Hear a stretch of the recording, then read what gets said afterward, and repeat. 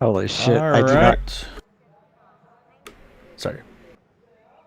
All right, everyone. Hello and welcome and good evening to Green White Checker TV with the Area 51 Racing League Indy Series here tonight at Road Atlanta. Say scheduled distance going to be 51 laps. Will be our race distance this evening. Drivers making their qualifying laps out here, which are going to be extremely critical.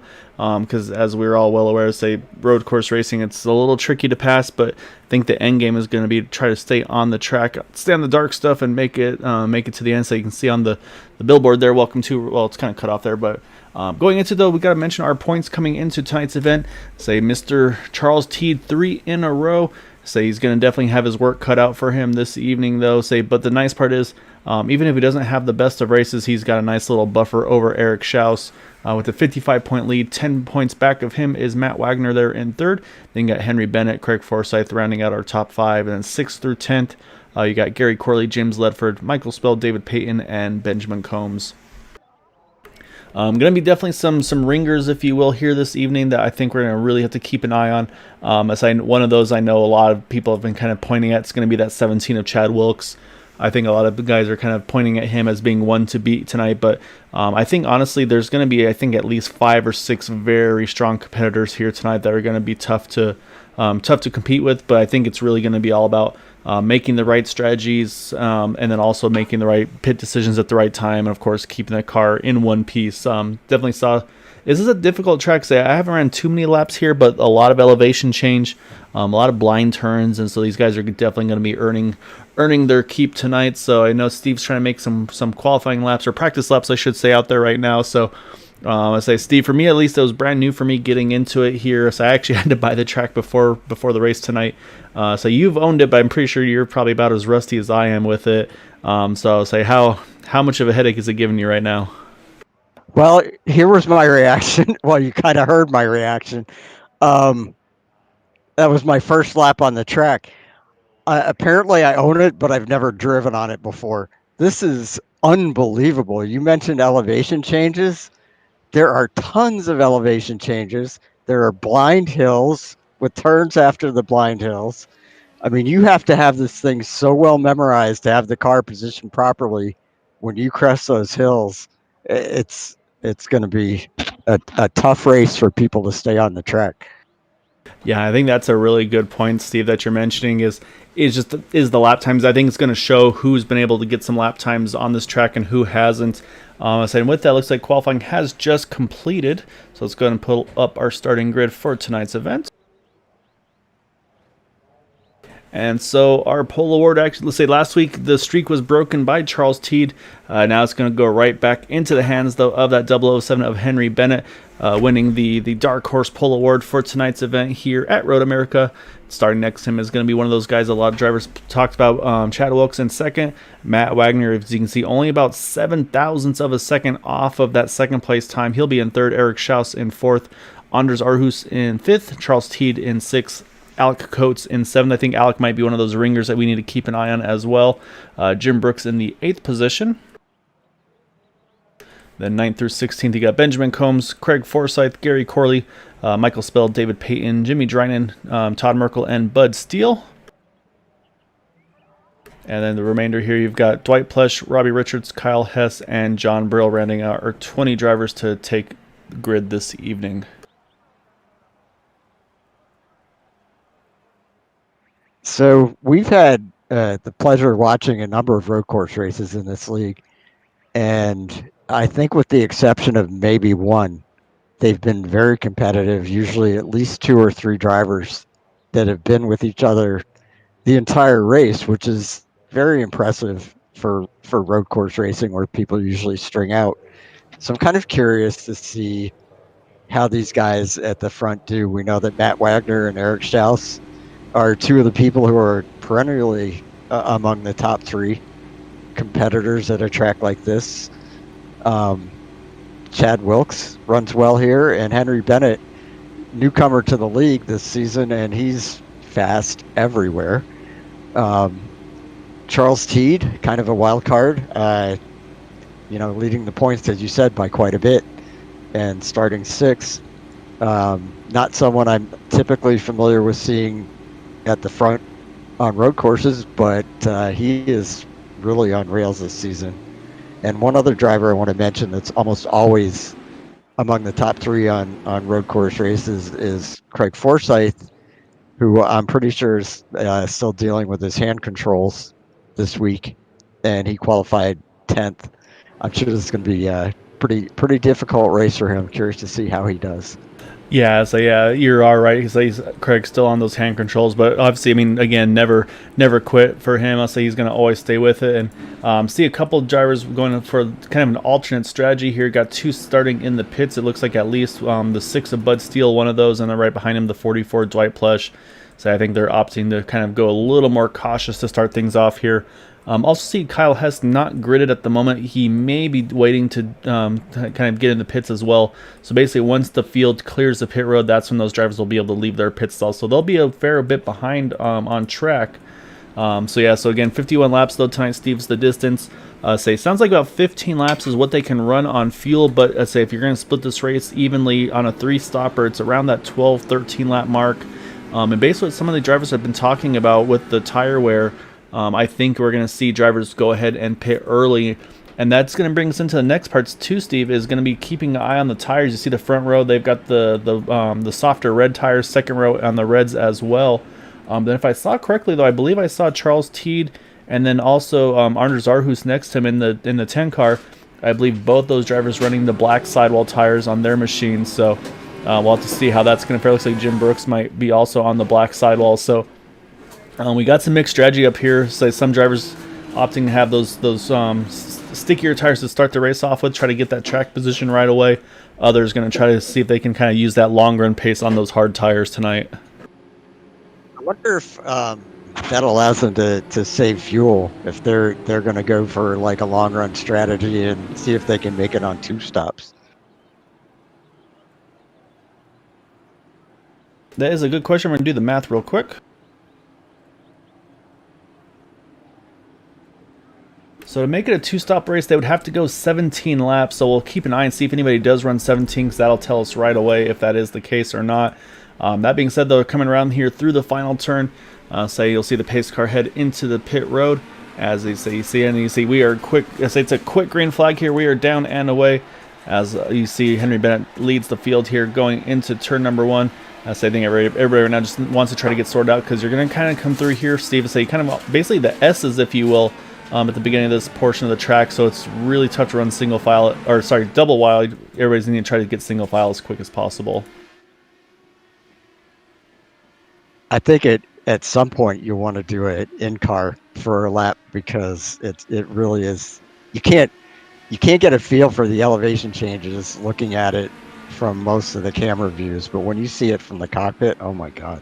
Yeah, and that's the other thing too, is they sit so low in the car too, Steve. So we'll have to make sure we go in the cockpit, not on the roll bar, because the roll bar gives you that little bit of extra height here.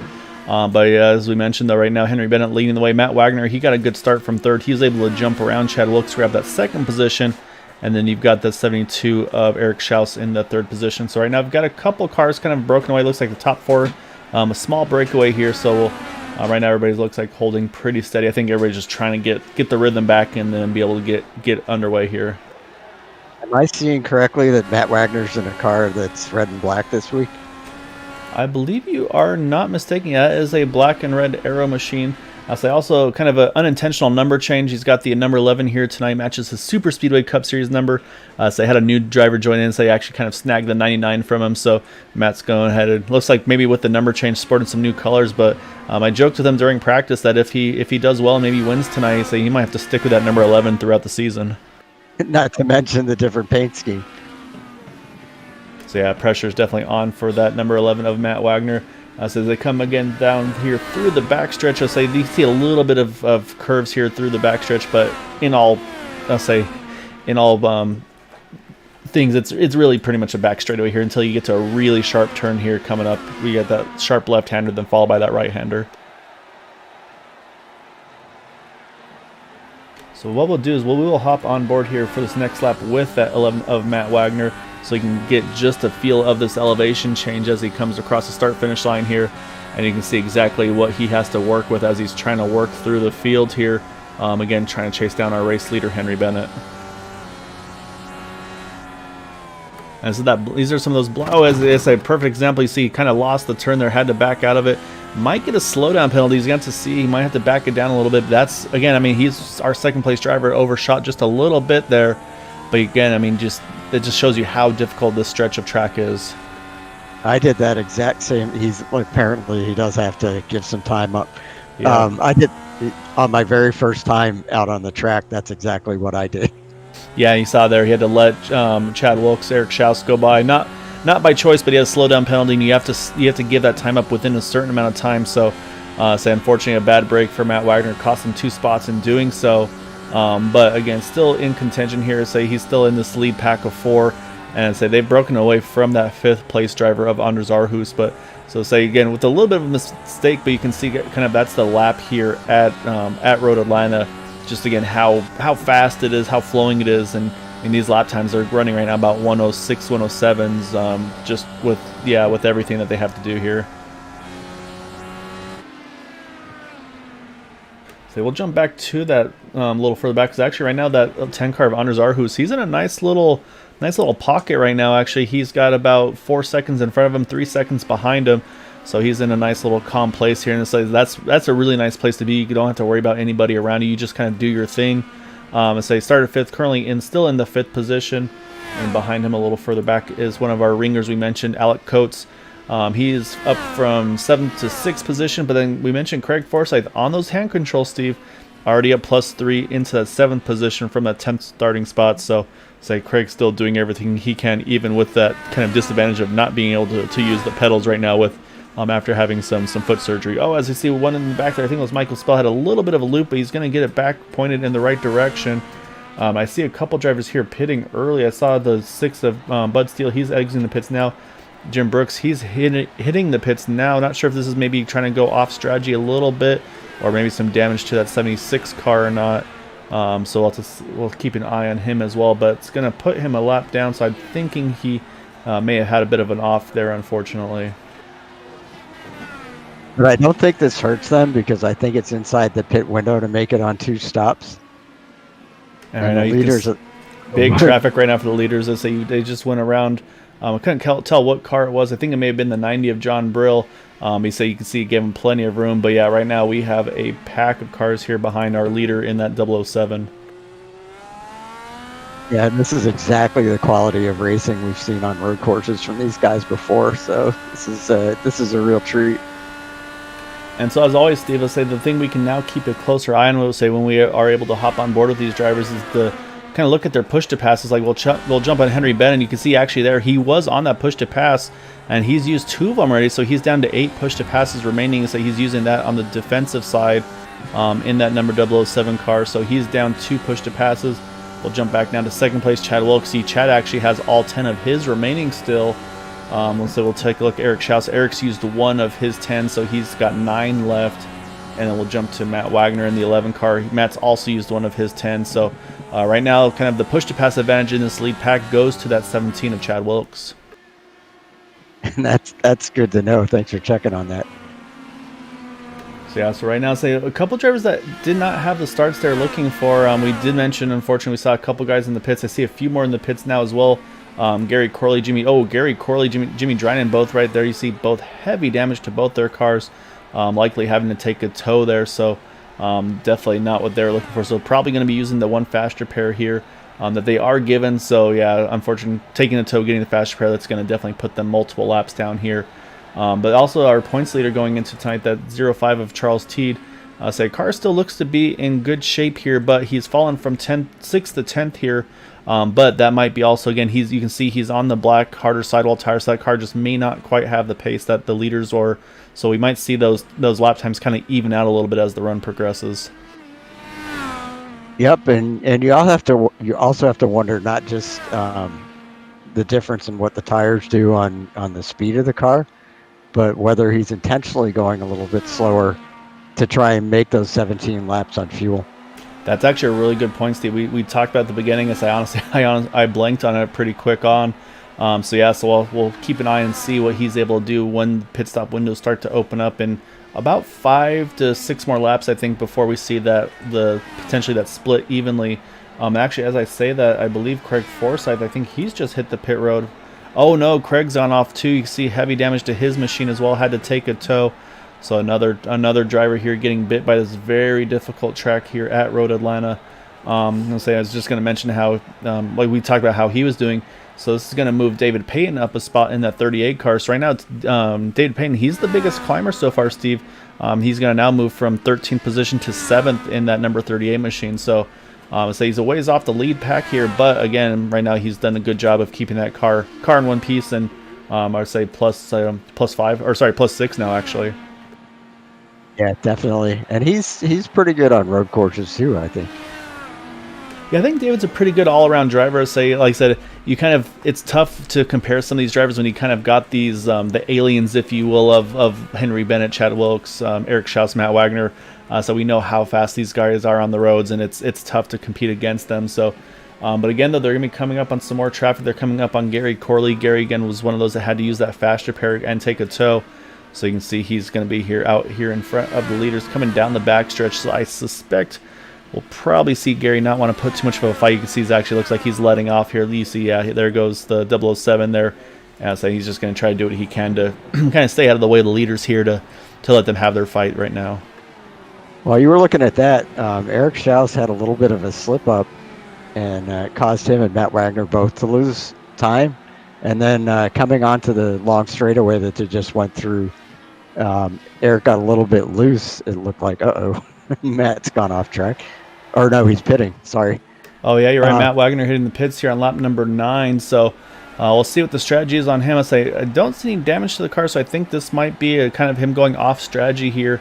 Maybe trying to do something to maybe get a little bit of clean track as well, because those leaders were definitely working a lot of traffic there. So we'll keep an eye on him. So like I said, I don't see anything standing out on the damage side of things. So it looks like he had a routine tire and fuel stop for him. This is coming to lap number 9, or starting lap number 9, I should say. So I'll have to keep an eye on him and see where he cycles out, which it looks like he's going to come out right behind the 88 of Michael Spell, which will put him now back into the 9th position 8th position here now. That may have been the kind of thing where, Eric Schaus was starting to have a little bit of trouble. I think his tires had gone away on him, and it looked like Matt's hadn't gone away quite as badly. But he was having trouble getting by, so he may have wanted to just get his new tires now and get out there and make laps without having to run behind anyone. Yeah, and actually you see Eric Schaus, he's jumping in as well. So we did mention and say that those guys were on the reds. You see Eric Schaus, I believe he started on the sticker reds as well. Trying to get a better look. Yeah, he is on the sticker reds. I want to go see what Matt Wagner, what he switched. Yeah, Matt Wagner, he went on to the blacks here, Steve. So we'll see now what does Eric Schaus do in response to this. Does he go onto sticker blacks as well? We'll take a look as he pits and see what tires go on. And yeah, it looks like he's going with the harder tires as well. So now the question is going to be to fight off of pit road. Can Eric win the race off pit road? So it's a pretty short stint out there, and they're going to come out right together here. But Matt might have the slightly warmer tires, so we'll see. So we're going to watch this fight here, see if Matt can find a way to get around that 72. So close. I thought Matt was going to get him, but he didn't. Yeah, it looks like Eric's tires are already getting up to pretty decent temperature here right away. So doing what he needs to do. And you can see while they're doing this, also they're working on trying to catch that 38 of David Payton. I see David gets a little bit too hot, goes off track there. He'll be able to get going again. It looks like he just lost a little bit of a grip there, but I don't think he caught the wall by any means, so I think he'll be all right with that one.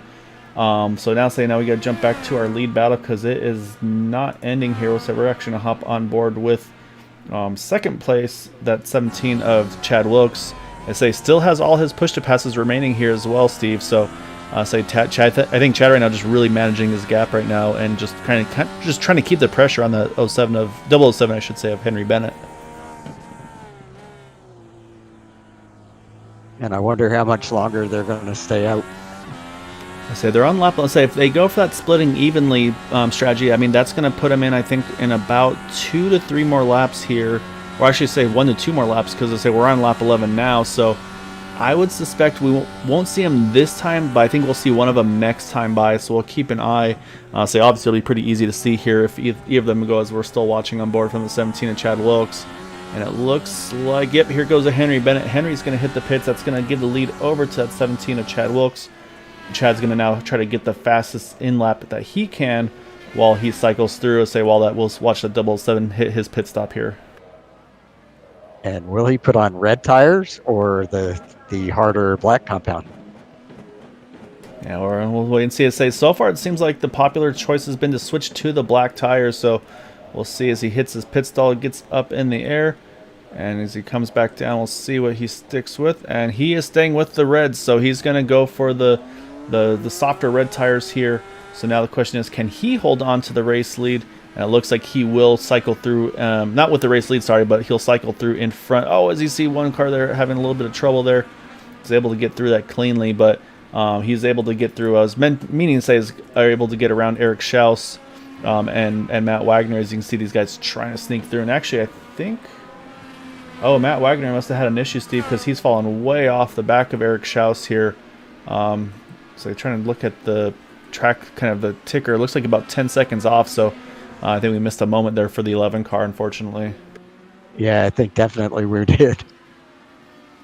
All right, so now we're going to see Chad Wilkes. He's hitting the pit road as well.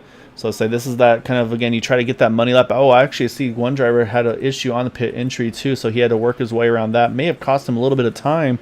So this actually could wind up cycling in the favor of Henry Bennett, but so that's why we're going to keep an eye and see how it does pan out. And looking at drivers that have yet to pit right now, it looks like there's just 3. So Charles Teed, actually, he hits the pit, so he's not going for the one-stop strategy either. Or sorry, the two-stop strategy, as it looks like Chad Wilkes is going to be heading out on the option, or on the alternate reds. Actually, though, he's having a long stop here, Steve. I think he may have had a pit penalty here. Oh, that would be unfortunate. I'm saying usually that's a stop and hold, so we'll keep an eye and see when he's able to get back out. So right now, though, our race leader say still yet to pit is that number 10 of Anders Arhus. Say Anders is on lap number 13 of his run. He started on the black sidewall tires, the harder tire, and so right now he's got about an 8-second lead over Henry Bennett, who just completed his pit stop. Still seeing Chad Wilkes still sitting in the pits. He should be rolling out now. Yeah, it's 40-second pit penalty, so I think that's a speeding. Stopping low as Anders does a little bit of two-wheeling there, going off track a bit. And I think we're going to see him. Yeah, I think his tires are spent. He's going to jump in as well. So I don't suspect we're going to see any one-stoppers, or two-stoppers, I should say, on this in this race here tonight, Steve, because right now the only 2 left are Alec Coates in the 37, as he actually is coming around to start lap number 14 on his original set, and also the 38 of David Payton. He's also yet to make his first pit stop, so those are the 2 potentials. So maybe they are still, maybe there's a couple that are going for that strategy, but right now, unfortunately, not towards the front. Yeah, and something tells me they're probably not going to make 17 laps. Yeah, it'd be tough. I'd say it's one of those things you might lose more time than it's worth saving it. So, because the pit lane isn't very long, and I'm saying, of course, these cars with about 7-second pit stops, it's pretty quick here. So, unfortunately, obviously, the driver that got the worst out of all that's going to be that 17 of Chad Wilkes. He's going to cycle through now, back in the 7th position, still in the lead lap, about 48 seconds off pace here. So I think he's just going to probably drive like a man possessed and see how high he can climb up to through the field here in these remaining 38 laps. Well, I would say he's technically in 4th place right now, because I think these guys are all past Anders Arhus. Alex Coates and David Payton still have to pit. So that's 3 Oh, you're spot. right. Yep, and actually, as you say that, Alec Coates, he hits the pit road now in that 37 machine, so he schedules his first stop now on 15 laps, which is about what that window we thought was the max they could go. But as I say that, David Payton, he's going to go one more, so he's going to be able to stretch this to 16 laps in that 38 machine. So he's going to go a little further there. So yeah, you're right, though. I think with this pit stop, that's going to probably allow that 17 of Chad Wilkes to get around Alec here. It's going to be close, though, actually, because I say while he's rolling out of the pits now, that 17's just coming on the front straight. So I think actually he's going to come out right behind the 37, so he's going to have a little bit of work to do. So right now, still going to be sitting in that 7th position. But like I said, again, fresher tires, and we'll see what tires did the 37 take. I think he was on the black COC. Yeah, so he's not going to have as much grip as that 17 car. So that's also going to lean towards the favor of Chad Wilkes here. All right, so right now we still have 8 drivers on the lead lap. Haven't mentioned Benjamin Combs yet. Right now, the last driver on the lead lap, he started 9th, currently in 8th position. So he's probably about 5-6 seconds in front of our race leader, Henry Bennett. However, say right around where we started 9th, currently running in 8th. So right now the first driver, 1 down, is that 76 of Jim Brooks. So say again, no caution, so there won't be any lucky dogs, anything like that. But the problem for Jim was he pitted so early, Steve. He's going to have to pit here in probably about 3 more laps should he stretch it all the way. I'm not sure if that's going to be enough for him to make it on the next stop either. I think he's going to have to do a 4th stop just to get a little bit of fuel to be able to make it to the end. So I think maybe he had a little bit of damage that decided that was worth getting repaired there early. As also need to mention, David Payton has hit pit road. He's heading out now, and Chad Wilkes has gotten around him. And Chad Wilkes putting a lot of pressure now on that 37 car of Alec Coates. Yep, and I think as you said, we've got red tires versus black tires here, and I would say that Chad's going to get him as soon as he possibly gets on a longer straightaway. Yeah, so right here is where he needs to get a good exit. Looks like he does. He's going to get the toe. I was curious to see if he's going to use the push to pass. Looks like he's opted not to at this point. So you can see he's definitely trying to stay right on, tucked on the rear wing of Alec Coates there. And so now he's going to use that momentum to try to swing on by him down the backstretch. And then he's going to use those fresh tires under the brakes here. And yeah, he's going to complete that pass. So move Chad back up into the top 5. But unfortunately, again, lost a lot of time from that pit penalty. I mean, you add 40 seconds to his interval right now. Even with that, so that would put him about 4 or 5 seconds off our race leader, unfortunately. Oh, Craig Forsyth, he had a moment there. You can see he's missing the front wing on that 27 car. So Craig's going to have to limp it all the way around a full lap here to be able to get that front wing replaced on it. Hopefully it's just a front wing damage, no suspension damage. But yeah, so that car not going to have a lot of grip right now in these high-speed turns. Yeah, and he's already had to tow once, so I assume he used his one and only fast repair already. Yeah, exactly right. I think that's going to be no doubt the case there. So so this whole field's really separated out here through this first cycle of stops. We'll run through the field here. So obviously right now Henry Bennett still our race leader, pole sitter as well. He's pretty much led the entire race other than the one pit stop cycle. He's got about a 6 to 7 second lead over our second place driver of Eric Schaus, who started 4th, currently in 2nd. Matt Wagner is in the 3rd position there, looks like about now 12 seconds off of Eric Schaus. So still in a solid podium position because he's got about 10 seconds over the 10 car of Anders Arhus, who's in 4th position. And then we mentioned, of course, just a moment ago, the 17 of Chad Wilkes in the 5th position now after the pit stop cycles. And unfortunately, his pit penalty sits in that 5th spot. And he just got around the 37 of Alec Coates. Alex started 7th, currently in 6th. And then right now our biggest climber, David Payton, from 13th to 7th. So he's done a really good job this evening. So he's definitely gone longer on his tires and fuel than the remainder of the field. So we'll see if these fresher tires might be able to actually help him bring the gap down to these leaders. And let's see, Chad Wilkes is right behind Michael Spell. You should watch this from the in-car. Oh, yeah, Michael Spell's kind of dragging the rear wing there, so he is not going to have any downforce here for this next turn. So, he's got some pretty good Area 51 sponsorship, though, on the back of that 88 car as he goes through, so the rear wings. Oh, and there's the lack of grip right there, but he's got shown some pretty good sponsorship, so Area 51 is going to have to give him a little bit of a raise there, I feel like, Steve, because he's got that rear spoiler pointed in just the right spot where you can get a lot of TV time on the back of that 88 car. Yeah, I'd say that's worth a little bit of money. Yeah, so obviously Michael unfortunately looped it backed in somewhere, caught the outside wall. But again, nice part is on that one is he should be able to get that fixed manually. So it's about, I think, a 10-15 second replacement to get that rear wing replaced. So we'll continue back around through the field. Looks like Benjamin Combs just got lapped there by Henry Bennett. So he is the first car now, one down in the 8th position. We mentioned Jim Brooks a little earlier in the 9th position at the moment. Charles Teed's still holding on to a top 5 in that number 27, number 5 machine. So also just 1 lap down at the moment. And then we saw Michael Spell. He just had to hit the pits. He is now in the 11th spot. Lost a little bit of time from that, unfortunately. And then we saw Craig Forsyth in the 12th spot. He's had to do get that wing replaced. He is back out on track as well. And then with that, though, actually, let's move Todd Merkel up in front of him. Gary Corley. I'm mixing names up all over the place here. Gary Corley in the 12th position. And then we have Todd Merkel in the 81 in 14th. Which now I'm seeing Todd Merkel in 13th. So he just got around Craig at some point. So apologies on that one. And then the 99 of Jimmy Drynan in the 15th position. So right now it looks like we have just the 15 cars on track, 7 of which are still on the lead lap.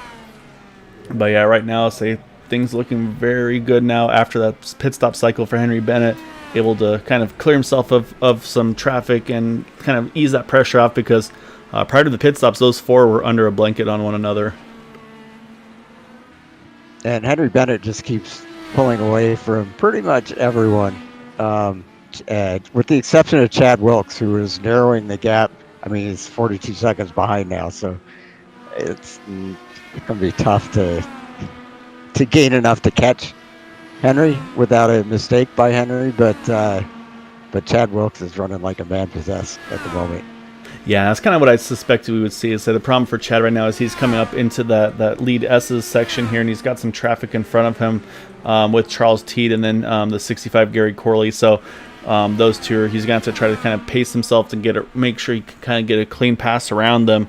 But yeah, you're right though. Chad, like I said, I think he's just going to try to make up for lost ground here. As you can see, Charles Teed there gives him plenty of room. Going to let him on by.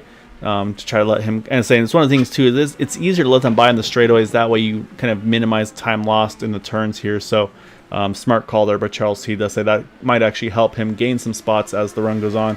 And actually, we got another pit stop here. Steve Henry Bennett, he hits the pits now from the lead there. I think it's about 11 laps on that run. So pitting a little sooner than I suspected there in that 007 car, and down and away and staying on these sticker reds here. So that's going to cycle the lead now over to that 72 of Eric Schaus. And Eric's actually got a pretty steady lead now here with that pit stop. Looks like so wait for it to cycle through, but looks like about 16 seconds over Henry Bennett. So let's hop on board now with our current race leader, Eric Schaus. We got one of our most dedicated viewers here, his wife, Rachel Schaus. She's actually watching from North Carolina. Able to spend some time with her sister and her new baby nephew. So congratulations to the Schaus family, and the addition of the family growing. So it's always fun to be the aunt and spoil the baby rotten, and then kind of hand off back to the sister. So hope you're enjoying him, Rachel, and congrats again to your sister though, and hope everybody's doing well. Second that.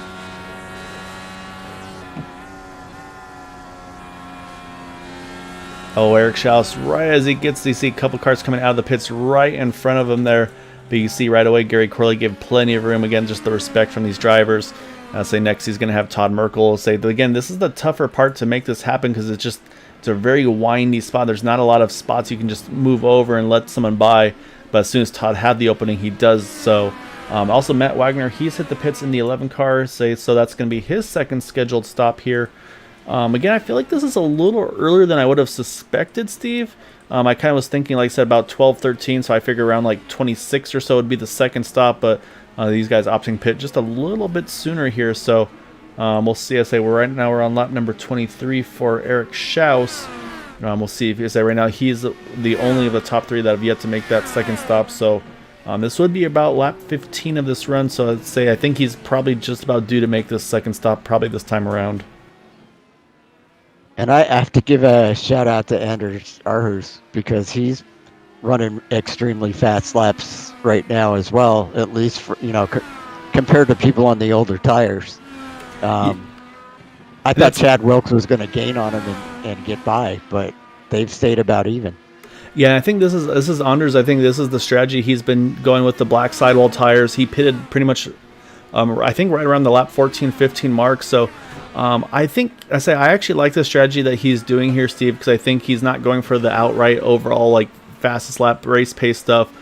He's just trying to run that car where it's the most consistent, which is going to be those black tires.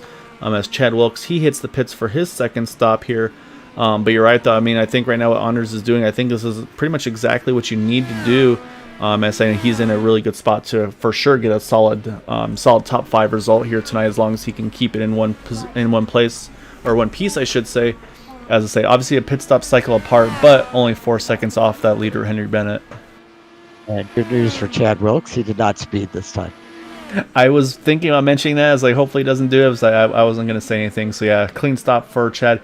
Also comes out in a nice little clean bit of traffic here for that 17 car. You can see not anything really in front of him or behind him. So that's about the ideal thing. You want to have like the kind of maximize your in laps and out laps here. So these guys doing a great job.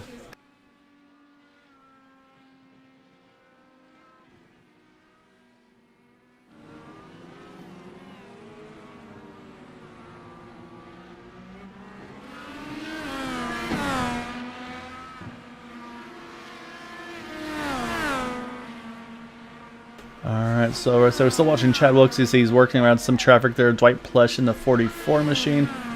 Oh, actually, and it looks like the 007 of Henry Bennett just went ahead and was able to get around some of that traffic. Also, I think I just saw the 10 of Anders Aarhus able to follow through as well here. So, yeah, right now, it's still about that. Actually, the gap has shrunk here, Steve, over the last couple laps, and that's on fresh tires versus old tires. Down to about 3 seconds, so that 10 car's got pretty good long run pace.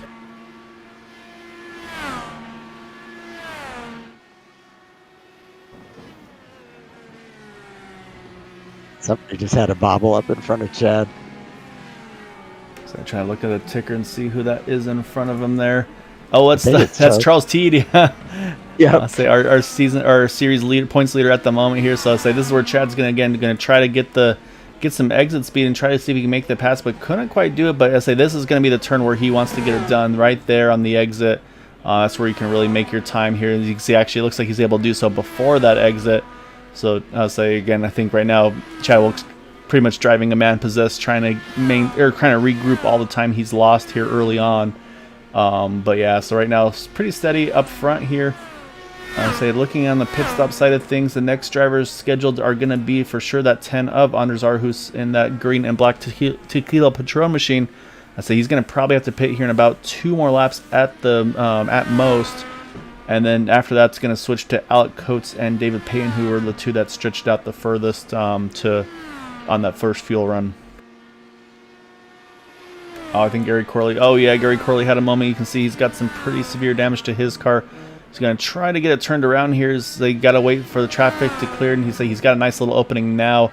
You can see though that car just does not want to turn here. So able to get it pointed in the right direction and say hopefully again. No, that's got suspension damage here, Steve. That car is going to be tough to limp this thing back to the pits. You can just see how the car will not track. Yeah, the car just won't track correctly, so he's going to have a long way back to the pits here. But you can see he's trying to stay off the racing groove. The plus side for him is he is kind of in the backstretch here, so he's got more than half the lap already out of his way. So he's going to do what he can to make it to the pits there, but there's going to be some of these leaders are going to have to keep an eye on those, Steve, because they say they're going to be catching him pretty quickly here as he comes through this next turn here. That's going to lead on to that backstretch. Yeah, this is pretty rough to have a car that's this damaged and off pace. Yeah, so we'll hop on board with Henry Bennett here as he comes through the backstretch. So you can see the damaged car there. You can see he gives plenty of room, doesn't want to risk anything. Normally you'd be over on the right side by there. Say Henry obviously going to take no chances there as he hits the little chicane here on the backstretch. So again, we'll switch back over to our second place driver of Anders Aarhus. Again, I think this is going to be just about time to make this pit stop. We'll see if he ducks in, and yep, sure enough, here he comes. This is going to be his second stop here, coming to 24 to go, Steve. So say he'll be able to make it on, say he's got to go one more time for one more pit stop. That'll be that third stop. But say he'll be able to split this up if he wants to. He can kind of short run it, if you will, kind of run 12 laps to make it to the end.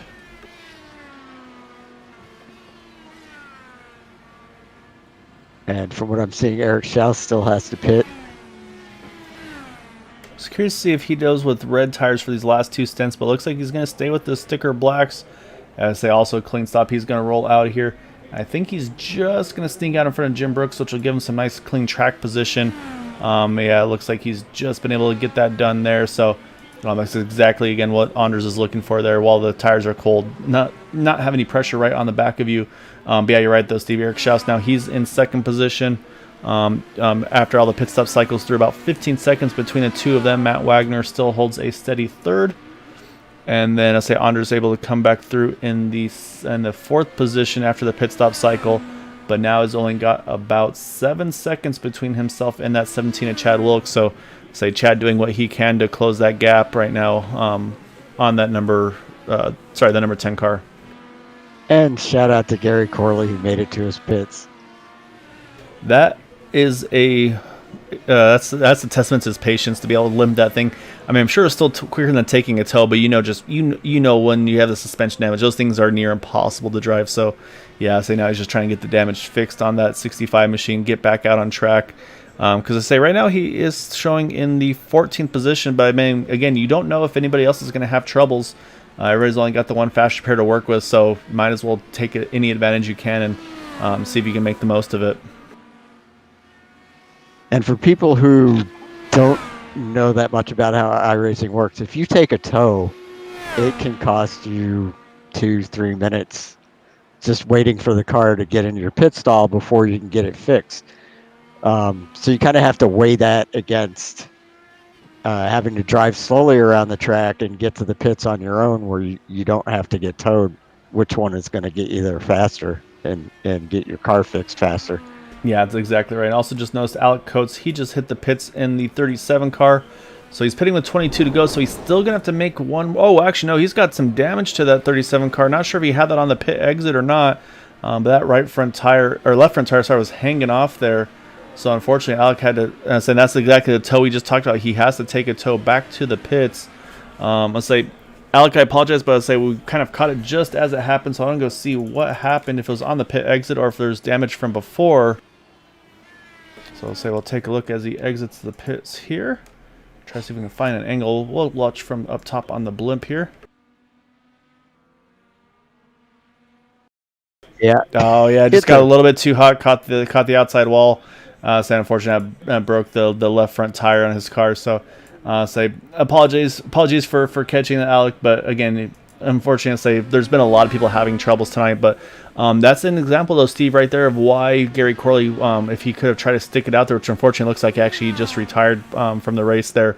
But what that's going to do, that's going to open the door for a lot of drivers that haven't maybe had the nights they're looking for, but they're going to be able to now gain a couple of spots here, like Benjamin Combs. He's going to be able to jump in front of Alec Coates. You see Jim Brooks, he was able to. It's going to get Charles Teed into that 9th spot as well, because he talked about that tow. It's going to take a couple of minutes here, so right now I'll say that's going to be a benefit for some of those guys.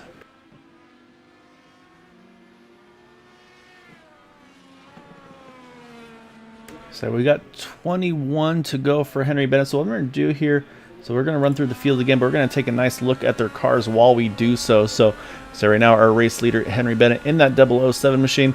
We've talked about him being quick week in and week out, and just kind of a matter of time before he can make something happen. And say, not to jinx him, but this is definitely looking good for him. But actually, I'm going to jump out because I see the 99 car here off track, so he's going to have to be careful not to get caught up in anything. You see there he goes, 99 is able to get back up to speed. So that's our race leader, though, Henry Bennett. And actually, as I say that, Henry's going to pit here.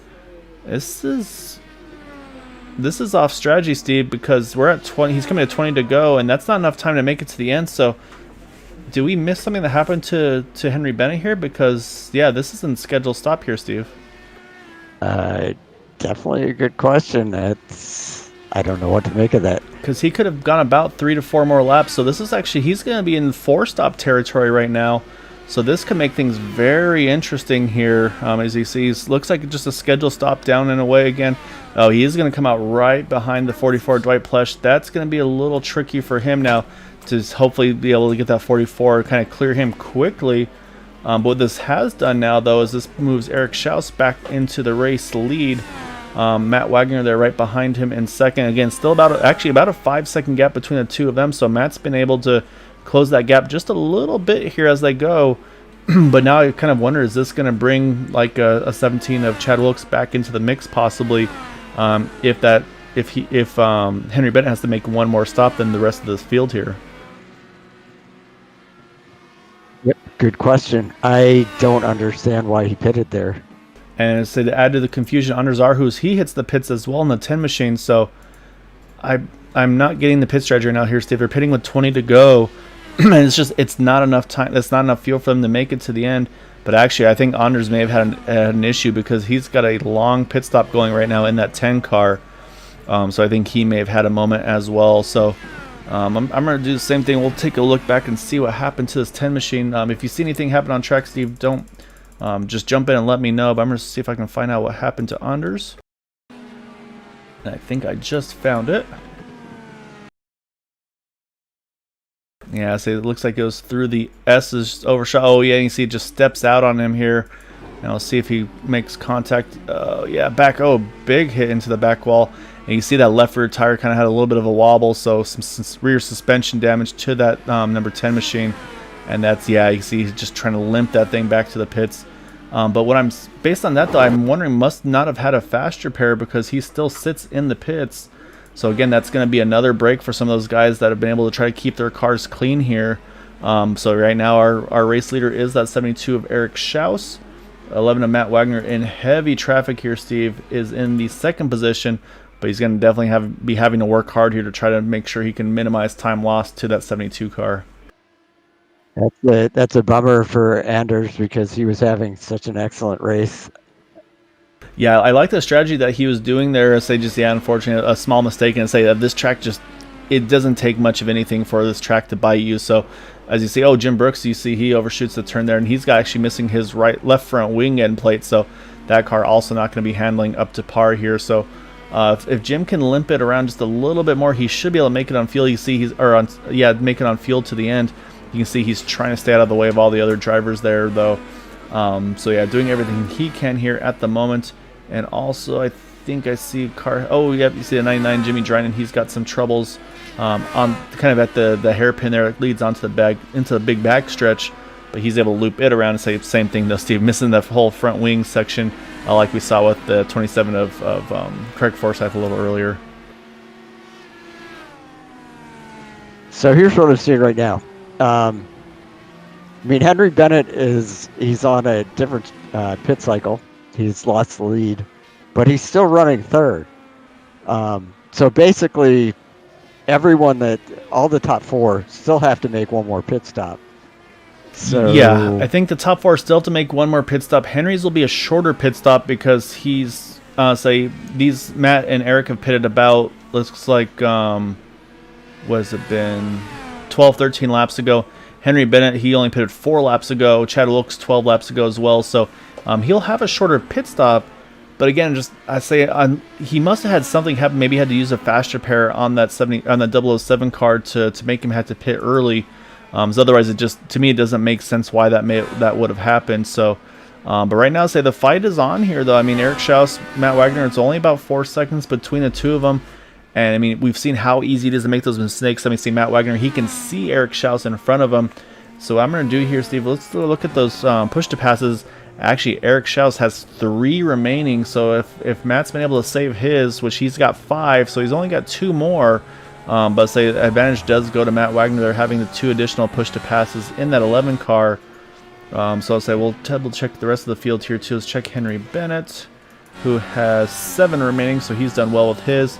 Chad Wilkes, he's got 9 remaining. So I'll say again, the gaps aren't what they want them to be, but let's say Chad Wilkes, he'll be able to be very aggressive. I'd say start using 1 per lap pretty much on the last 9 laps or so. How many does Henry Bennett still have? Henry Bennett has 7 remaining, and then it's 5 for Matt and 3 for Eric. And Henry Bennett right now is only 10 seconds behind the leader and 7 seconds behind second place, so not totally out of it. No, it's definitely not. It's still all to play for. Also need to mention, you're talking about David Payton. I mean, he's still just 1 lap down, but he is now in the top 5 in that 38 car. Again, started in the 13th position, so plus 8 now for David. So having a great run, having to work through traffic and kind of work his way through the field and keep that car clean. So he's done a really good job tonight. He's still got that position over the 77 of Benjamin Combs. And then Anders Arhus is back out on track. Just one lap down, though, so say Anders can still recover from this. To be able to do what he's done with that really long pit stop is definitely has been beneficial for him. But I'm going to jump back to our battle for the lead here because, Steve, I don't know if you saw that, but that gap is down to under 2 seconds now. Holy cow, Eric must have had a bobble because Henry Bennett did on with 3 seconds. Yeah, you're right. Matt was in the 110s. Or sorry, Eric was in the 110s that last time by. Matt was in the 108s, Henry in the 107s. So I'll say these guys could find the way to kind of accordion themselves all back together here come the end of this race here. So everything looked like it was all set in stone. Everybody's all nice and spread out, but it's definitely changing from that. We'll see. Is Eric maybe being a little defensive? No push to pass yet. Is Matt using his? Nope, Matt hasn't used his either. So they're still on 3 and 5 respectively. But again, though, that gap has shrunk to now about just over 1 second between the two of them here. And I would imagine right now Matt Wagner's like a shark smelling blood in the water. I think he's going to be hitting his pits. Yeah, here he comes. He's got to make sure he does not mess up the entry. He saw it burn Chad Wilkes. He's got to make sure he gets down to speed and time. Looked clean from what I could see. We'll see on the pit stop side, but I'll say this is right where he can make it to the end. So he's going to be pitting here, 14 to go. So we know Matt can make it to the end from here. So now Eric's going to have to say this is where you get those in laps and out laps. That's where you got to try to be as aggressive as possible to try to get the most you can there to minimize time loss. So as Matt hits his pit stall, and it looks like he is going to stay with the alternate or with the blacks, the harder tire. And he is down and away, so a good pit stop for him, and he's going to come out in fairly clean track here. He's going to have the 37 in front of him a little ways away, a couple seconds up. So now we're going to jump over to our race leader, Eric Schaus, because let's say now it's Eric's turn. He has to respond to it. As again, though, Henry Bennett, though, is putting down some blistering laps, though, Steve. 107.3 for Henry Bennett that last time around to Eric's 108.9. So I don't think we can count out Henry Bennett yet either. I think at this point, Eric's got to pit soon. I think he's going to be in this time. Yeah, here he comes. So same thing for Eric. He's got to get a good pit entry here. Make sure he does not speed. And it looks like he does the same thing. He's able to get a pretty clean entry here. So now it's just going to be all about the in-lap and out-lap for Matt Wagner. Matt's still in pretty clean track here. He doesn't have anybody around him to kind of slow him down through these next couple of turns. So as long as he can get a clean lap here, it's going to be very tight between the two of them. As we saw, it was only a 1 second gap between them going in. This allows Henry Bennett to retake the lead. As you said, when he does finally pit, it's going to be a quicker pit stop because he's not going to need as much fuel.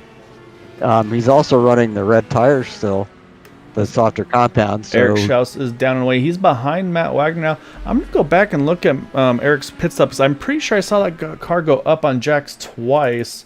I think that may have just cost him. Yeah, actually, look at this, Steve. We watch Eric Schaus here. You're going to see the car go up. It's going to get, so that's where it starts changing the tires, and then it's going to drop, and then it's going to go back up. And I'm trying to see, was that, oh, you know what? He decided, so mid pit stop, it had switched him to the reds, but then he decided to switch back to the black. So they almost did like a second pit stop, if you will, for tires.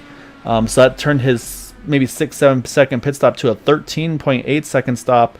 So now he's going to have it all to do here to try to chase down Matt Wagner. Because right now the gap between the two of them is only about 3 seconds. So even with that extra stop or that extra set of tire change, if you will, Eric not out of the running here. But yeah, like you said, though, all this has gotten Henry Bennett back out into the lead here.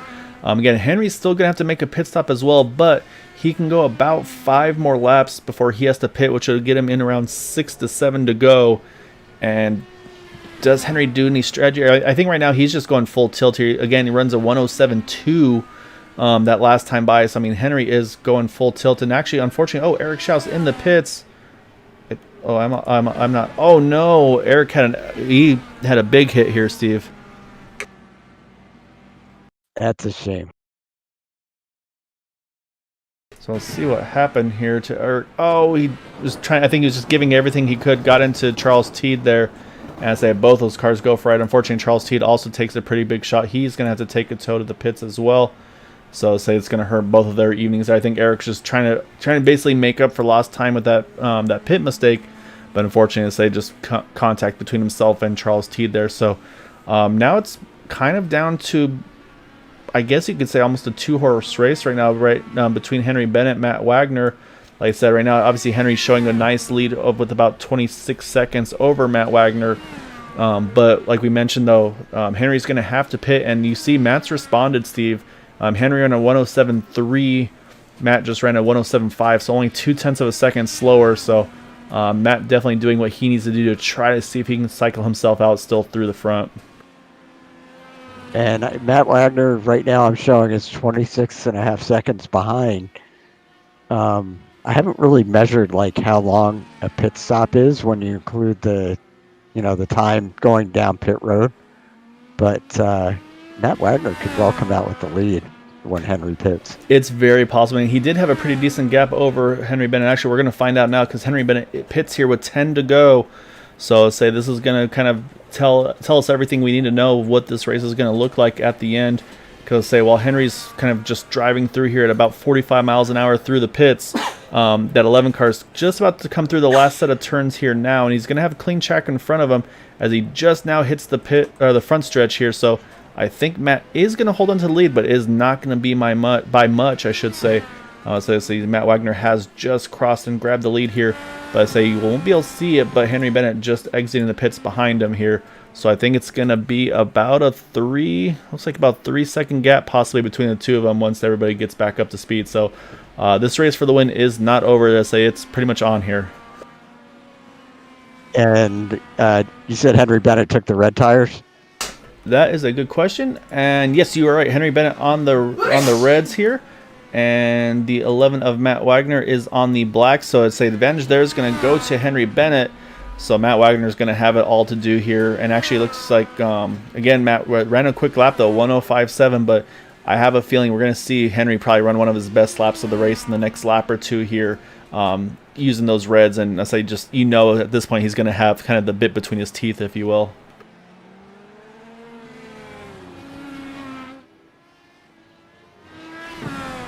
Well, that both these guys are going to be feeling the pressure right now, and I think the most important thing is don't make a mistake. Yeah, so we're going to hop on board with Henry Bennett here and take a lap now from him as we have now 9 to go here at Road Atlanta. I say we'll watch Henry's laps. I want to see also Henry's got 7 push to passes remaining. So this is going to be the opportunity for Henry. He can basically use almost 1 per lap here.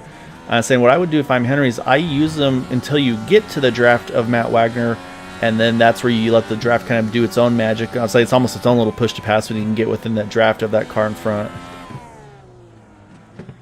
So we'll see if he uses here as he comes off that hairpin. And so far, no push to pass use yet, so I think Henry's saving it for the moment, but I would not be surprised, Steve. This could be a fast lap for the 007 car. Like I said, I think he's just giving it everything he's worth right here. No doubt.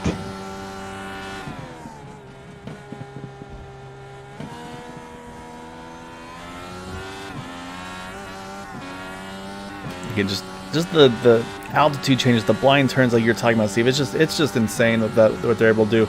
And all right, so it's not his best lap of the race, but it's 1/10 of a second off. He ran a 106.7 to Matt's 107.2, so about half a second gain there for Henry Bennett that last time around. Also need to mention, unfortunately, with that mistake by Eric Schaus, that's got in the 3rd place now back to Chad Wilkes, who is good to go to the end on fuel from here.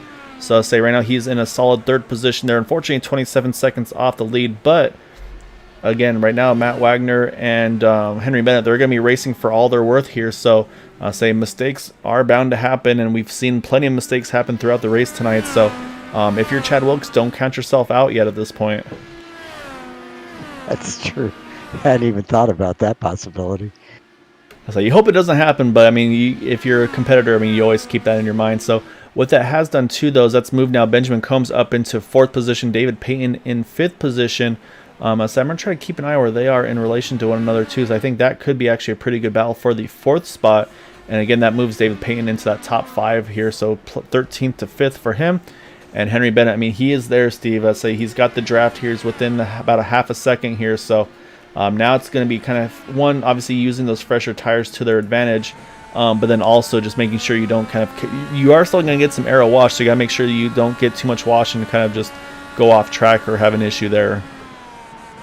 And I guess another factor here is um, with Matt Wagner on the black tires on the harder compound, he's going to have better long run speed, whereas Henry Bennett has better short run speed. At some point, they're going to even out, but I would think right now Henry Bennett is still got the faster tires. Yeah, I think you're exactly right. And say he is on the button here. He's going to try to see if he can get it all here. We'll see what Matt does. He's going to stay up on the top side. He does. Wasn't sure if he was going to try to protect or not. But I said this is where also I didn't even think about that. It was where Henry can actually use his push to pass as kind of a defense here as well to try to keep that 11 car behind him when while Matt's going to be within that second or so to have that draft on that 11 car. So Henry Bennett, again, kind of off strategy here, but he's going to work himself back to the lead. As we cross the line here, we got 6 to go here at Road Atlanta. So I want to jump back to that Benjamin Combs battle. We see Benjamin right there in the 77 car, and yeah, right behind him, Steve, there's David Payton. This is a battle for the 4th and 5th positions between the two of them. And then say Anders Arhu's still also not that far behind, about half a straightaway back there. So I would not count Anders out as well because we've seen what he can do. Although, I'm looking at the fuel window, I think Anders might have to make a splash at the end here. So right now we got a really good battle here going for this 4th spot. And so we're going to jump back to leaders though here, Steve, because on the backstretch, I want to see if Matt Wagner is going to maybe try to use a little bit of that push to pass to keep up. And it looks like he has not, so he's about a second and a half away. So yeah, I think right now Henry Bennett use those sticker reds to their full advantage there. While you were doing that, Benjamin Combs had a little miscue, spun it sideways coming off one of the turns, and David Payton was able to get by. Oh, that's a bummer. Yeah, that's something you see though. So we'll go back. We'll take a quick look at that as well here. So this is on replay here with Benjamin Combs and David Payton battling for that 4th spot. And oh yeah, just gets a little too hot, catches a little bit too much curb. But I say kind of a half spin there, but man, the avoidance there by David Payton, I mean, that was really good hands and reactions there to get away from it and not get caught up on it. So, and actually, Steve, I'm looking back and you see the gap now between Matt Wagner and Henry Bennett. It's gotten down to about 13 seconds. So obviously Matt's had an off somewhere as well in that 11 car. It looks like it's still okay. But unfortunately, I think he's not going to be able to kind of put a challenge back up to Henry. He's just going to have to probably try to ride here and just kind of hang on to this podium. And as you said, Anders Arhus did have to take a pit stop, so he's out of the battle for 4th place now. That's unfortunate. He had a great running as well. Just these little mistakes, they just cost you so much. So what this could do, we'll watch Anders here, watch the pit stop to see where he cycles through. So I'm curious to see if he's going to be able to hold on to the 6th position. So I'm trying to see. I think his next competition is going to be the 76 of Jim Brooks, which he's got a pretty steady or pretty healthy margin over him. But this is actually a really long stop for that 10 car. So maybe some unexpected damage for him still that he's had to kind of get repaired again. And I'm noticing in 9th place, Craig Forsyth, for all the issues that he's had to deal with tonight, he's still hanging in there and got a pretty good position. Yeah, I say right now still in that top 10 here in the 9th position. And it looks like Anders just has left the pits and so I'm trying to see on the track position. Yeah, so that's going to move Jim Brooks now. Jim up into the 6th spot. So he's able to take advantage of that pit stop from Anders Arhus. And oh no, Steve, I think he's back in the pits again. I think he may have had another moment there. So that's going to cost the 10 car again. That's also going to help Craig, though. I think that's going to give Craig a spot and move him out up into that 8th position. So that's unfortunate, just everything going wrong for that 10 car at the very end here. Yeah, he had a really good run. Yeah, it's really unfortunate. He had a really solid run going. He qualified up in the top 5 and it seemed like he had pretty good pace. He wasn't obviously running these blistering laps that we've seen some of the guys up front do. You look at Henry Bennett, Matt Wagner, Chad Wilkes. They've all had laps in the 106s. But Anders was not that far behind. He had a mid 107. So he had some pretty good lap times. Eric Schaus was in the same boat before his unfortunate mistake. And that's what it's boiled down to here. Is just who's minimized the mistakes. I mean, again, you look at Chad Wilkes, he's about 30 seconds, 32 seconds off the lead, and you go back and you look at that 40-second stop and hold, and I mean, that's, you put it right back to that. It's like, okay, if not for that, then Chad might be have about a 10-second lead over Henry Bennett here. So I mean, it's all hearsay because you don't know what Henry may have done differently at this point. But yeah, just unfortunate to say we've seen some mistakes up front. I think Henry definitely has made the fewest mistakes. The only question mark we had was that extra pit stop on that 007 machine, but it seems like it's obviously paid off pretty well for him. Yeah, definitely. If you'd have told me that before the race that someone would take four pit stops compared to everybody else's three and still win the race, I would have been shocked. Yeah, and plus it is, I say, well, knock on wood, should say, pending the result of this race, but we'll be able to ask him about that pit stop and see if it was forced by maybe some damage or if it was a strategy call on his end. But yeah, we got 2 to go here, though. So right now, Henry Bennett holding a solid lead over Matt Wagner in that 11 car in second position. Saying also a pretty even gap between himself and Chad Wilkes there in the third position right now. Those are our top 3 and the only 3 on the lead lap at the moment. Again, still got to mention, though, David Payton, again, from 13th to 4th now, so +9 for him. I say he's just having an outstanding run tonight for where he started to be able to work his way through the field. Again, minimize his mistakes and be able to capitalize on that. So another great job here by David as well. And then again, Benjamin Combs, I mean, he started in the 9th position. He's up into 5th. So like I said, Steve had a little bit of a moment earlier with Benjamin there. As you see Craig doing a little bit of off-roading there. He was going to get back on track, no problem, though. But yeah, so say Benjamin up into that top 5 as well.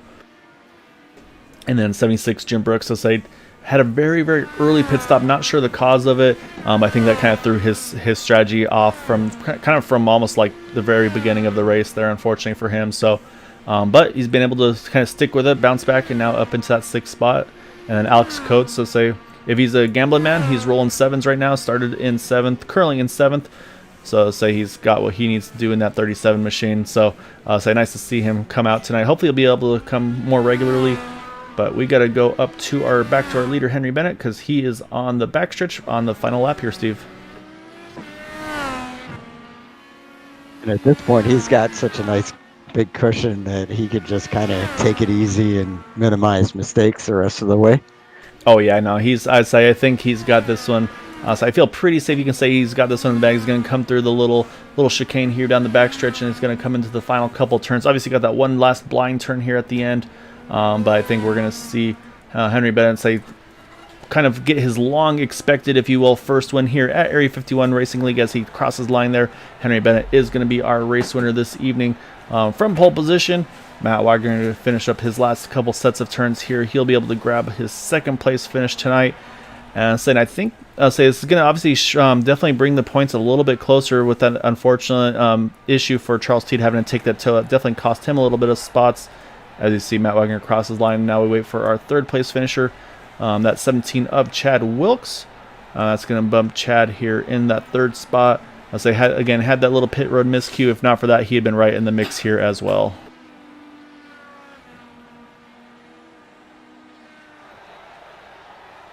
And I would say that's a great job by Matt Wagner after his little problem last week, running out of fuel.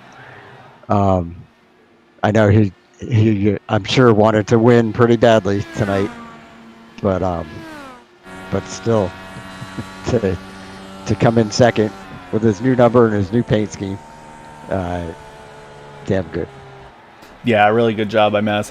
I wouldn't bring up the fuel thing with him. I'll say it's probably still a sore subject, but I'll say Henry Bennett, though, he's going to bring this thing into the pits. I'll say a race well earned for him getting the win here this evening. In that 007 cars, he's going to bring it, park it right there at the pit entry. And with that, we got to find our top 3 finishers and have a chat with them. So give us just a moment, and we will get those guys pulled up here.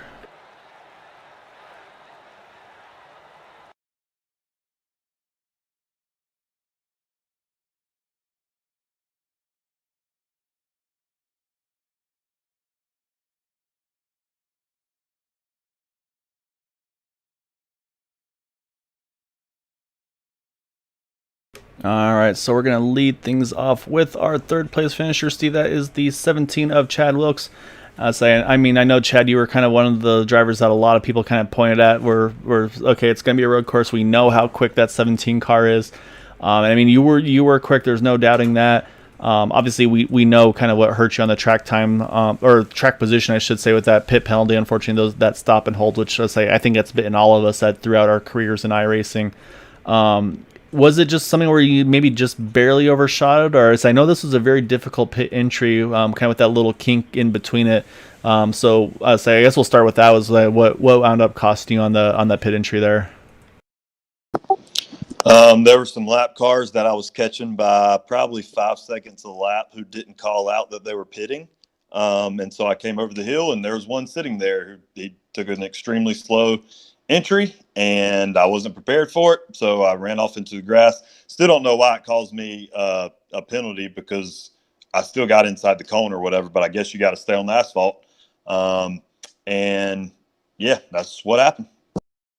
Oh, okay. I wasn't sure if it was a speeding thing or we didn't have a chance to go back and look at it. So that yeah, I'm sure obviously that's going to be a source of frustration for you for the result tonight.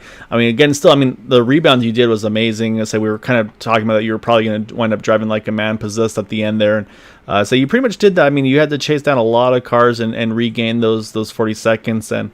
To be able to get back up into the podium. Obviously, a few drivers made little mistakes here and there, but other than that, I mean, it seemed like other than the pit road situation that let's say it sounds like was kind of out of your control.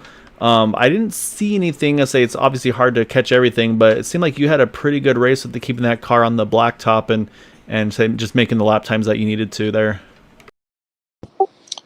Yeah, I mean, I wouldn't have been able to. Maybe I would have got the fourth.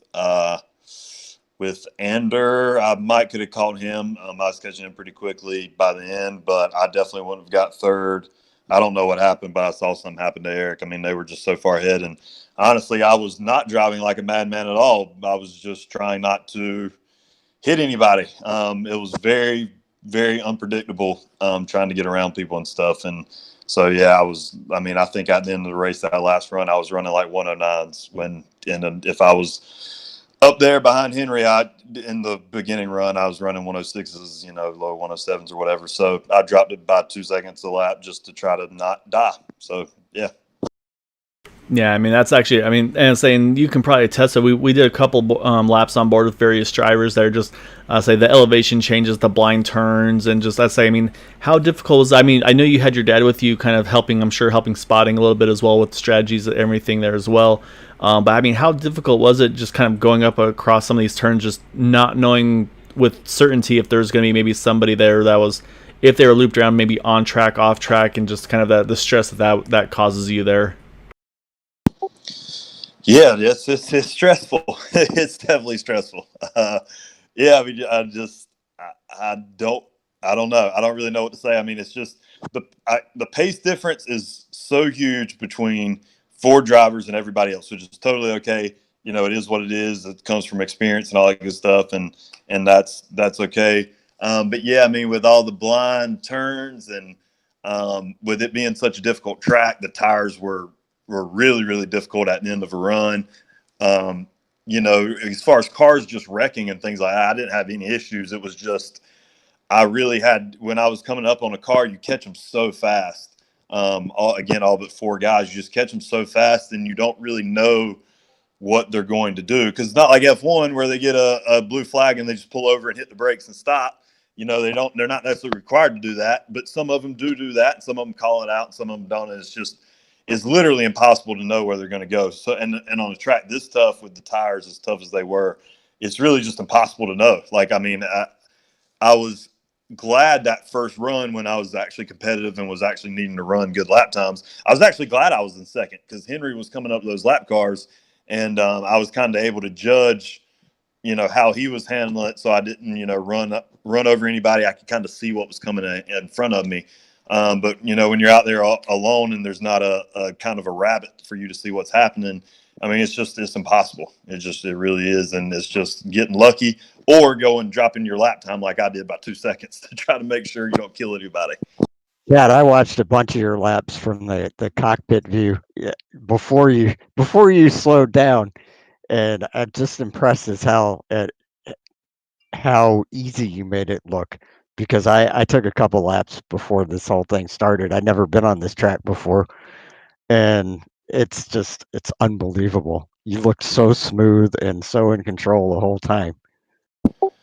Yeah, I mean, to be honest with you, early in the race, I was really trying to save my tires, and I think at the end of the first run, you don't know how much Henry's saving, but I think in a lot of parts of the track, I was faster than him, but I was getting a toe too down the straightaways. But he was so much better than me at that one, the last slow right-hander 9 degree. But I mentioned to my dad, I was like, if I tried to drive this car like he's driving it, I would end up in the woods. Like, I mean, which is impressive for what that's just his driving style, I guess. But I mean, the lines that he was taking, I try to straight line everything and try to keep everything as smooth as possible. Try to do all my braking and accelerating, everything in a straight line, and trying to be very smooth with that because I don't really have a ton of experience in these things. This is probably my fourth ever road course race in any car. So I still don't have a lot of experience, but I was watching behind him. I was like, I can never run the lines that he's running and not die. I could for probably a lap. So yeah, I mean, I try to just keep everything smooth and try to do everything in a straight line so that nothing gets out of hand and that I can control the tires towards the end of the run. And I could tell at the end of the run, Henry was really slowing down his mid corner speed in that first run. And I know why, because I tried to do it in practice and you just, the rear tires were gone at that point. But I was kind of able to still carry some of that mid corner speed through most of the track because of how smooth I was early in the run. So it's just a contrast in driving styles. I really, really wish I could have raced them the whole race. I would have loved to see how that would have turned out. But yeah, maybe next time. So you do have one more road course. I'm sure you've got it circled as well. We'll be at Sonoma in a few more weeks. Since I know, like I said, I know this is definitely a track that you had circled on your calendar to kind of try to kind of go maximum and get max points and all that. So it's like didn't quite go to plan, but I say still overall though had a really good run tonight. I say so. Definitely want to give you the floor for any thanks shots you like to get for that third place. And I know your last 2 weeks have gone pretty well for you. So say I'm guessing you're hoping this is kind of turning that corner for the rest of the season. Yeah, I hope for better luck than this going forward, but it is what it is. Yeah, thanks to Area 51 for the league. Thanks to y'all for the broadcast. Thanks to my dad for crew chiefing with all his tires and stuff. I mean, we were really considering going blacks, but I kind of just got to the point where I was going to match what everybody else did, and everybody else kept putting on red. So, but it was good to have the fuel number and stuff to be able to take that one less pit stop than Henry did, which I again think would have made it very interesting had I not had that issue. Because at the end of the race, yeah, I might have had a bigger gap than Matt did to him, and it would have been that could have been really interesting. But I wouldn't have been able to do that with my dad and just coming up to the field and everything. So, yeah, thanks to him for helping me, getting on the sim and helping me out tonight. And yeah, see y'all Thursday. Yes, I know you. I know you got that one circled in as well. So it'll be Watkins Glen on the Cup car. So you're going to obviously handle a lot differently over there, but I'm sure that's another one you're looking forward to. Yeah, yeah. Hopefully everything will go smooth. That's all I can say. Yeah, I hear you there. So yeah, great run though, Chad. Really good recovery from, let's say, some unfortunate circumstances. But yeah, way to stick after and grab that top 3 tonight. Yep, great job, Chad. Thank y'all. Appreciate it. All right, so that got to pull up now our second place finisher. That is going to be for tonight, at least the number 11 of Matt Wagner. Say that 99 got kind of stolen away from him, but I think he made a quick adjustment through a new paint scheme on that car, and it was pretty sporty tonight. I say Matt Wagner started in third, finishes in second. I'll say, what were you thinking there? I say we kind of thought everybody was going to do the 3-stopper no matter what. Then we saw Henry come in late, take the reds on the kind of the 4-stop strategy. Did you have any hopes that maybe they would kind of equalize towards the end of the run, or were you kind of feeling that you were going to be in a tough spot there at the end? Well, first off, I made a mistake and put the reds on first. My actual plan was to put the blacks on first, black on second, and put the reds on last. So it kind of blew up my strategy up a little bit, and I spun it a few times, and I knew the way Henry he went on reds twice, so that I knew, and I was trying to baby it and see if we can keeping on track, and unfortunately, that didn't happen. Um, that strategy did not pan out. He won on fresher tires, and it is what it is. But you still got second with that new number and that nice new paint scheme. So I'd say that's a pretty good start. Yeah, I'm a big Robert Wickens fan. Always have been, always will be. And yeah, I didn't get too giddy in that one race I did on about 2 weeks ago Saturday. Yeah, I tried not to. Yeah, so it's a. I say, yeah, I know you get to run that Watkins Glen race with him. I say with him on track. So not in the same car, but obviously to be able to share the track with something that you look up to and all that. I'm sure that's a lot of fun to be able to be a part of that. But just take us through. We rode on board with various drivers throughout the night. Just I say you watch it from the TV angles, you don't get kind of the feel for just how difficult and intense this track is. So we hop on board for a few laps and we see drivers, like I say, you got the blind turns and the elevation changes. I mean, how difficult is it for you guys to kind of manage all that at this track? It all goes by experience, and I've raced this track over too many times and know where all the breaking points are at. But this is the first time I've raced here in IndyCar, and I tell you, it's pretty tough. And that being the track temp, it's been pretty high this week, and all through the practice sessions that we had was about 20 degrees cooler. So that threw kind of a curveball. I had to throw the brake bias up a bunch, and it seemed like it helped a little, but not quite enough. No, I mean, still, I'd say obviously a good point tonight overall. I'll say you were right there in kind of in position on the point side of things. You were in third position going into it. I'll say your two rivals going into it, Charles Teed and Eric Schaus, both actually wound up having contact with one another, so it cost them a handful of spots on track. So say that point battle is going to be pretty tight here going into the next race here. So I'll say it's going to be a pretty good little fight here between the three of you. And saying obviously Henry's going to close that gap. So actually I think it's going to be a pretty tight 4-car battle. It looks like going into this kind of almost the halfway point of the season. Yeah, I'm pretty excited. Too bad we had some off tracks, didn't get some bonus points. We didn't lead a lap, so that hurt a little bit. I would love to lead a lap. Did I lead a lap? You might have actually. I think you did during the pit cycle. Yeah, you led some laps there because I say Henry had to pass you for the lead. So yeah, you definitely got a bonus point there. Yep, Okay, that's right.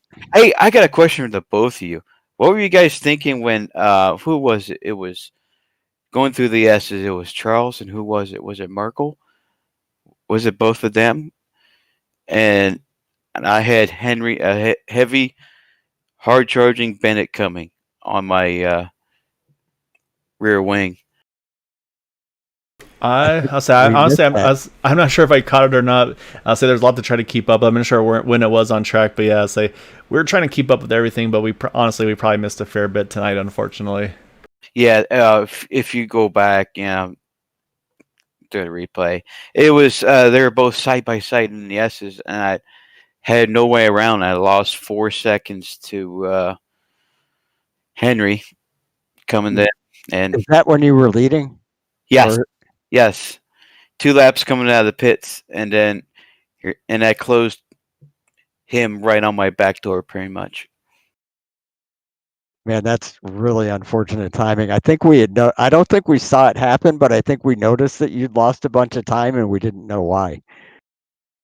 Yeah, that might be right, Steve. And so actually, you can probably talk about that. That should be kind of a good segue on that, Matt. Was so you kind of have like really two sections of track where you say you obviously start off where you got those S's right off the bat there, and then obviously you got the nice long back straightaway, you got the braking points to try to make passes and all that. I mean, how difficult is it to kind of bounce between the two parts of the track and say, and of course having to work traffic and all that? Is it just kind of at the mercy of where you catch the cars?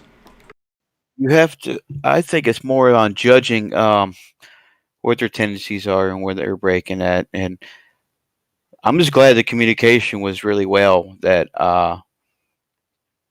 people are letting me by seeing that blue flag. I did have a couple of scary moments coming up the hill, passing the bridge, come start finish line. But overall, balancing between the track and the car, was quite tough.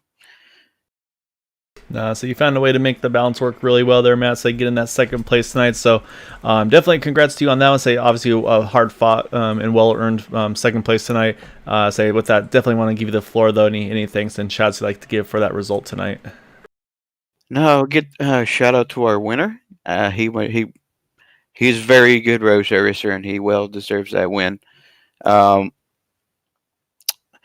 and prayers for my my dog Shadow. Hopefully she makes it this week. So kind of praying for her on Friday. So I don't want to put her down. So all right, guys, you all have a good night. Yeah, good luck with that, Matt. We're both pet people here, and we know how that goes. It's a very tough decision and situation to be in. Yeah, buddy. Yeah, say second what he said. Yeah, so if you ever need anything, you know where to find us. So say don't be a stranger. Say if you need anything from our end, we're always here for you, Matt. So hopefully things look up, and say hopefully Shadow gets better. But definitely be thinking of you guys and everybody as well. All right, guys, y'all have a great night. Talk to you later. You too, sir. Yep, you too. All right. So, unfortunately, that's definitely sad news. Hopefully everything gets a little bit better for Matt with his pup. I say, like you said, Steve, I say they're family for us. But so hopefully things will go as well as possible. But we also got to bring it over to our race winner, Henry Bennett. Henry had a good chance of winning pretty much the first couple of races right off the bat. It took to get to race number 4 to get that first one at the road course here at Road Atlanta. So I think the first question, pretty much everybody's wanting to ask you on the pit strategy side of things, Henry, was that forced stop? Was that an audible, or were you kind of planning on a forced stopper the whole way through there? I decided on that like at the last minute, just before we gridded, because the tires. I'm sure you heard from the others. The tire life was pretty bad in the second half of the stint, so I thought the safest way was to change tires as early as you could, and so split the race into 5 sections and pit 4 times. But it almost didn't work. I think if the other guys like Matt, Chad, and Eric, if they hadn't had their mistakes, it would have been really close at the end there. I was surprised that no one else at the front went for the 4-stop strategy. We were surprised when you did go for it. We had no idea that anybody was going to do that, and it actually seemed your third stop seemed like it was closer to the second stop, so it kind of surprised us. Yeah, actually, I wasn't pushing hard enough. I don't think for the middle 2 or 3 stints. And then when I saw everyone else could make it on one more stop after my third stop, I got really worried. So I had to start pushing a bit more and take a few more chances with the lapped cars. But yeah, it worked out okay, and yeah, I didn't have any mistakes with the tires going off. So yeah, it worked out okay. But yeah, it was a gamble, more of a gamble than I thought it would be. What was the most difficult thing for you tonight? Because I mean, you ran an incredibly great race. You didn't really make any mistakes, and this track is unbelievably difficult. I think just not pushing at the wrong time. Just if there's traffic ahead, coasting, not taking any chances. Second half of the stints, just taking it easy into the big braking zones, because that's where the tires would really suffer the most. So yeah, just really pacing myself. Yeah, you definitely did a good job. I'm sorry, go ahead, Steve. I'm sorry. I was gonna say, and you went, you ran the red tires the whole race, right? Yeah, I hadn't practiced much on the blacks, but from previous experience on the blacks, they're around a second or more slower, and for me anyway, they don't feel any safer. They still go off like the reds do. Maybe slightly less, but they still suffer. So overall, the reds are a much better option. Okay, I think you and Chad Wilkes were the only two that were on reds the whole race, and I figured that you guys must have figured out just a little bit better how to be able to control them at the end of the run than other people did. But anyway, that's a great job tonight. Thanks. Yeah, kind of try and make up for my my terrible race last week. Go ahead, Kyle. Yeah, I would say no. Unfortunately, like I said, Loudon definitely didn't go to plan for you. But yeah, a really good bounce back tonight. I think it's gonna bring all, I think all four of you with yourself, Chad, Matt, and then Eric as well. Or no, I'm sorry, yourself, Matt, Eric, and who am I listening? RT. Charles T. I said the guy who won the first three races. Losing names sometimes. I was it's gonna, I think, bring it to about a 3-horse or 4-horse race, I should say, coming into this the 5th race here coming up soon. So yeah, so obviously is able to make up for like I said, unfortunate bad race last week at Loudon, but yeah, I mean, just a great run tonight for you overall. Like I said, it seemed like it was pretty much everybody's kind of figured just a matter of time before you got that win here this evening. So so great job on that one, and yeah, definitely want to give you the floor though. Any thanks and shouts you'd like to give for that win tonight? Big thanks to my team, Powerslide Motorsports, as usual. They're always working really hard. Yeah, thanks to you guys for your broadcast. That I love watching them after the races, and yeah, even last week when I when I crashed. And yeah, thanks to the guys at Area 51 for putting the league together. Yeah, well learned tonight, Henry. So like I said, you had to work very hard tonight on getting some of the difficult conditions with a pretty warm track. Saying so, you obviously worked the pit strategy. Say worked out with some of the maybe mistakes with others around you, but you were able to put it to use and say made it count at the end. So congrats again, Henry. So I have a feeling we'll be seeing plenty of more of you throughout the rest of the season. It'll be fun to watch you all battle for that title. Yeah, thanks, Gal. Thanks, Steve. Congrats. All right, Steve, that is our race winner, that number 007 of Henry Bennett. However, we got to go over our final results for the race to this evening. So as we mentioned, Henry Bennett getting the win over Matt Wagner, Chad Wilkes there in third. So those are the three that were able to hang on to the lead lap this evening. So David Payton, though, again, we talked about him a lot there, 13th to 4th tonight, so great run for him. Benjamin Cohn brings home a top 5. Jim Brooks able to kind of bounce back from his early issues to grab that 6th position. Alec Coates in 7th. Michael Spell brings home a top 10 in 8th. Craig Forsyth again sticking out with hand controls in 9th. Charles Teeter, unfortunately, contact between him and Eric Schaus cost him some spots. Still finishes up in the top 10, though. And then we have 11th through 20th. Anders Ar, who's had a really strong run going, kind of just unfortunately all kind of came undone the second half of the race. Say Todd Merkel in the 81 in the 12th position. Eric Schaus very fast early, just again a couple of mistakes for himself as well. Brings him in the 13th spot. Dwight Plush 14th. Jimmy Drynan in 15th. Gary Corley 16th. John Brill 17th. Then we got Robbie Richards, Bud Steele, and Kyle Hess rounding out our top 20. So that's one of the 2 road courses we have for this season here, Steve. Next one will be Sonoma. So obviously, I think drivers are going to know that they're going to have to make sure that they're on their A game for that one. Next week will be at Phoenix, though, so it's going to be another handful for those drivers. A nice, quick, short oval. Say it's going to be difficult to pass. Track position, I think, going to be very important there as well. So it's going to be a whole different show than what we've seen tonight. Yeah, definitely. Phoenix will be pretty tough in these cars for an oval, and I imagine probably somewhat similar to New Hampshire, difficult to pass, and cars pretty much all over each other for a lot of the race. Yeah, so they're going to have to manage that aero push, but so it's always fun to watch. They put on some really good shows at Phoenix before, so it's going to be all about the kind of, I think, the pit strategy as well to see who's going to make the right moves and win. But I'd say that'll be for next Tuesday. I'd say we'll be back again, though, on Thursday for the Cup Series. To say again, they'll be going left and right at Watkins Glen, so that's going to be a lot of fun to see. Looking forward to that one. But say, as always, Steve, really appreciate you being here with me for the broadcast. You always make it very enjoyable, able to catch things that I would normally never find as well. And say, it was a blast here tonight. Yeah, I enjoyed it a lot tonight. Gael, and as always, love doing this with you. So say now we're going to have to kind of dust off our road skills if we ever want to try to compete with these guys, though, that's for sure.